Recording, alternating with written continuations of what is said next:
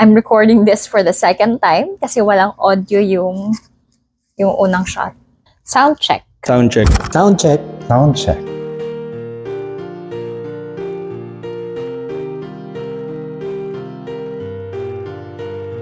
Hi, incredible souls! Welcome back to our channel. My name is Jen, and in this podcast, I'm curious about people's thoughts, and so I've been asking people around.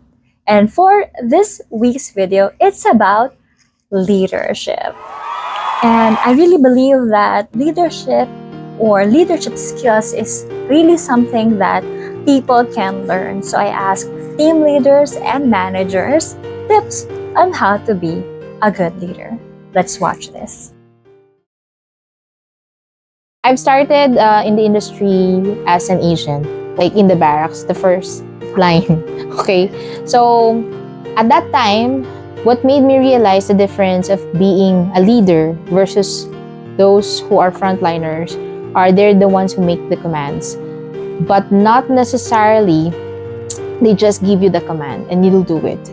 They inspire you to do that, not because of what's gonna happen to them if you do it, but it's more of what's gonna happen to you and to the team and the company that you are working for. I was inspired by the trainer saying that we should act like one boat. If you know the song, isang bangka. Yes. So, if you isn't it that all boats or must have a captain, or all ships must have a captain. Hanggat kasama mo ako, isang bangka tayo. So, if one person, if the commander or the captain asks you to sagwan on the right, you should also do that. Because if one of you will go to the left, then that means the boat might not go to the right direction. First off, it's kind of cliche to say that a good leader is a good follower, but usually yun talaga yung tumatak sa akin ever since I started doing leadership roles. If you are following something into the core, na not just follow blindly, but follow together with your peers, relate to your people, not just people above you, people beneath you. Doon nag-uumpisa yung leadership core. If you are able to shed light, yung ano talaga, liwanag sa dilim, yun yung nagmumukhang good leadership. If you are shedding light or nagbibigay ka ng good example to the people around you. Number one, you need to be committed. One of the traits that I embed to myself is to be a committed leader. Okay? I need to love my work, so it's not gonna be a burden, but I will enjoy it. It's someone who is able to influence people to continuously drive themselves to be better.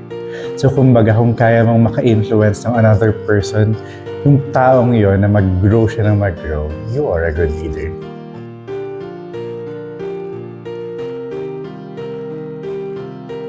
Or there shouldn't be any difference at all, because a manager is also a leader. Same thing. So when you are a manager, you have to lead people, and those characteristics that a manager must possess is also that of a leader. When you are a leader, you have to wear multiple roles and multiple hats. So there's a difference between wearing the manager hat and the leader hat. If you have the manager hat, for me, it's more on goal-oriented. You have to, as a manager, these are the things that we have to achieve. Parang sarili mong decision na do this, this will be good for you. While a leader hat is you let the team run through its own course and then check with them, how are we doing? Being a supervisor or a manager, these are the people who do the overview of what's going on with the team. Being a leader is different because you're the one who lead the people or your team to your goal. They are both important in organizations. Iba lang yung kanilang nature. Sa leader, usually yung function niya is answering the why, the purpose. Ano ba yung purpose ng tao para patuloy niyang gawin yung isang bagay? On the other hand, managers, yung function niya is to answer how. How do you achieve your goals and objectives through tactics and strategies? Parehas naman importante yung why and how. So, we both need leaders and managers.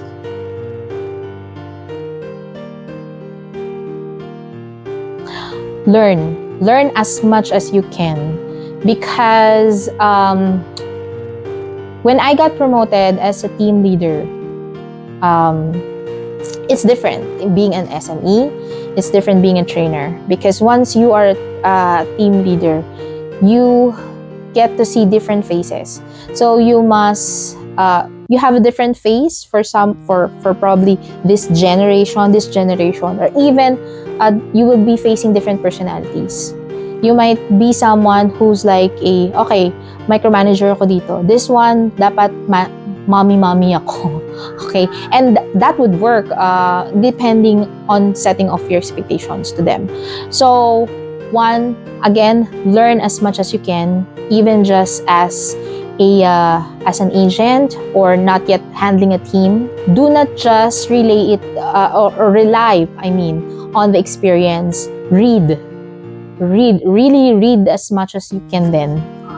Diba, learning is not just about experience. You should also be, let's be honest, even on the sales part, even if you're an agent, you must always seek to improve yourself. So that's how you can lead people. Yung sabi ko sa'yo. Yeah, that one, the 48 laws. 48 laws of power. Oh, yes. Make sure na you respect yourself. Should be in the number one spot talaga. If you are showing respect to yourself, una sa the way you speak, manamit, you interact with others, ayun, mahalin mo muna yung image mo so that you can project a good image to others. Give the love back na nakukuha. Once you become a leader, palagi mong ibabalik yun sa tao. We set aside the paycheck, though, of course, we wanted our salary to be better. What I love most is, of course, getting those people under my supervision or under my lead to be better first. And of course, that's when your paycheck will be better. Siguro bigyan ko ng 3 steps. So first step is for you to master your own skills. Kasi kailangan sa pagiging leader kasi or even pagiging manager, you have to plan well. So kailangan meron ka ng skills ng pagpaplano. You have to organize, you have to lead, you have to provide feedback, evaluation. So if you don't have the individual skills that you need, hindi mo rin magagampanan yung role na yon. So after getting the skills, second is for you to have the right mindset of being a leader. When you are a leader, hindi na ikaw yung bida. Ikaw na yung gumagawa ng ibang bida. So that means hindi na dapat individualistic yung perspective mo. It has to be towards other people. And third is you have to be able to communicate effectively. Kasi after mong maging skilled, after mong magkaroon ng right perspective, you now have to inspire other people. So if you can't communicate well, you can't inspire them to be good themselves. Parang ibabalik ko yung sa mga dati ko natutunan that you cannot teach a fish to climb a tree talaga eh. Kailangan mo talagang mag-adjust as a leader. Pinakaunang rule talaga is to get to know them through their core. Kung ano ba yung, bakit ba sila nandito sa line of work na to. Be a good listener. I listen to everyone's opinion.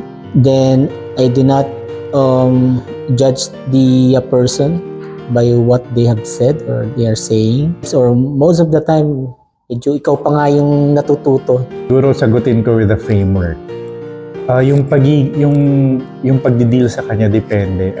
Tinitingnan mo ba siyang short term or long term? Kapag short term, meron kayong kailangang goal na magawa, kailangan yung authority mo, i-maximize mo para mapasunod siya. Kasi short term, kailangan may goal kayo, may task kayo kailangan niya magawa.